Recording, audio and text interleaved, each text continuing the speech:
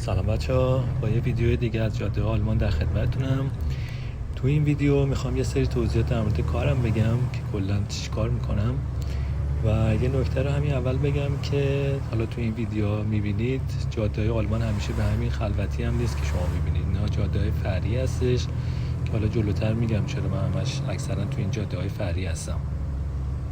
هدف من این که این ویدیو رو براتون میذارم اینه که شما تو این ویدیو میتونید کیفیت جاده و تمیزیش و نحوه رانندگی بقیه رو همه چی رو تو اینا ببینید و یه مقایسه کلی بکنید.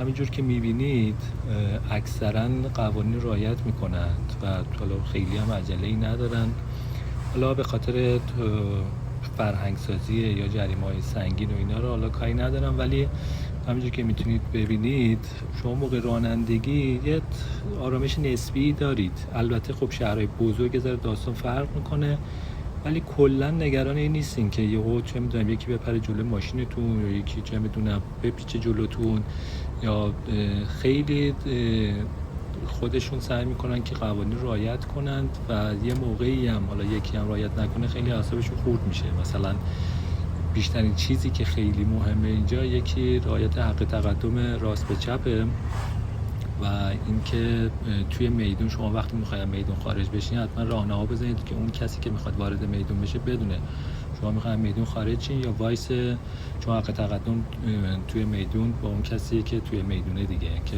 صبر کنه که شما در واقع بپیچید.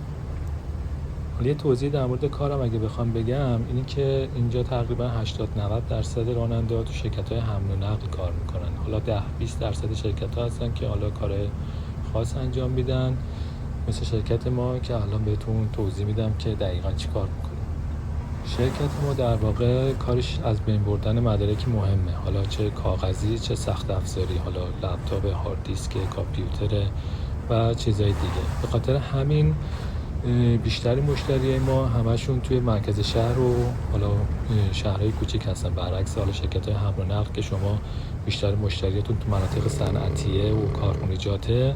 مشتری ما مثلا مثل شهرداریه، مثل بانک‌ها هستش، مثل اداره کار هست، وکیلا هستن، دکترا هستن، به این سبکه. به خاطر همین بیشتر مشتریامون حالا یکی از بدیهای کار ما یعنی فیلد شرکت ما اینه که خب تو شهر خب یه ذره جاپار پیدا کردن و وایسادن و اینا یه ذره خب سخت‌تره.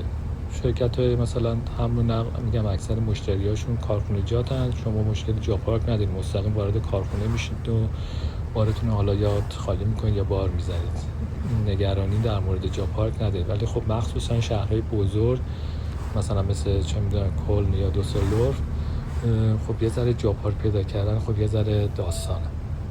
حالا اگه در واقع کاغذی باشه که اینا میاد داخل شرکت ما، اونجا در واقع خورد میشه و بسته بندی میشه، دوباره میفرستن برای شرکت‌های بازیافت کاغذ.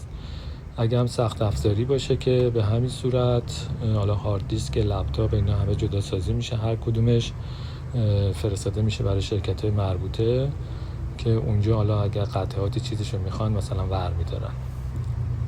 من تو شرکتی که کار میکنم خب همونجوری هم توی ویدیوی دیگه توضیح دادم، دو مدل اینجا داریم، راههای نزدیک هست و راههای دور. راههای نزدیک خب مثل شرکت ما مثلا ساعت کاریمون تقریبا از 5 صبح اینا شروع میشه تا مثلا 3 بعد از ظهر، حالا بسته به ترافیک داره و تعداد مشتریایی که داریم.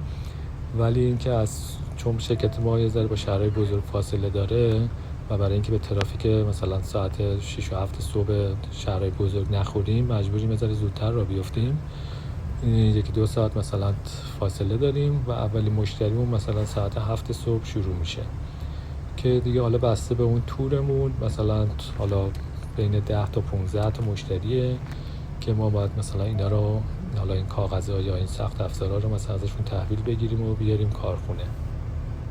حالا اینجا خیلی فیلدهای مختلفی هست. شما موقعی که میخوای شروع کنی مثلا میتونی انتخاب کنی مثلا شرکت سوختی باشه، شرکت حمل و نقل مواد خوراکی باشه، کامیون یخچالدار باشه، حمله چه میدونم مثلا الوار هستش، آهن‌آلات هستش. خیلی فیلدهای مختلفی هست که شما میتونید انتخاب کنید تو کدوم فیلدی در واقع میخواین کار کنید.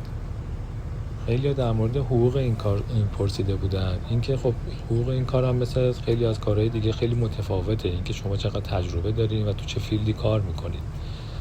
ولی مثل هر کاری دیگه شما حالا با گواهینامه یعنی تازه گرفته باشی بخوای توی شرکتی کار کنی، از همون پای حقوق ساعتی مثلا 12 تا، حالا بستگی باز میگم به شهرش و فیلد کاریش و اینا متفاوته، ولی دیگه از همون ساعتی 12 یورو شروع میشه. یا بعضی شرکت ها هستن که حقوق ثابت میدن، یعنی اینکه فرق نمیکنه شما چند ساعت در روز کار کنید، که این یه ذره بده. حالا در مورد اینم توضیح میدم. ولی اونا میگن که آقا مثلا ما مثال میگم 2500 تا میدیم، حالا مهم نیستش که مثلا ممکنه یه روز 7 ساعت طول بکشه، یه روز 11 ساعت طول بکشه، حقوق ثابت دارن.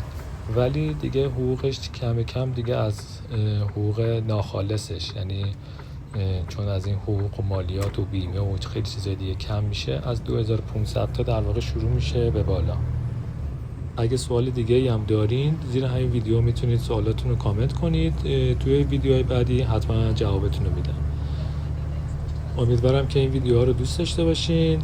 لایک و سابسکرایب یادتون نره. بازم مرسی از حمایتتون.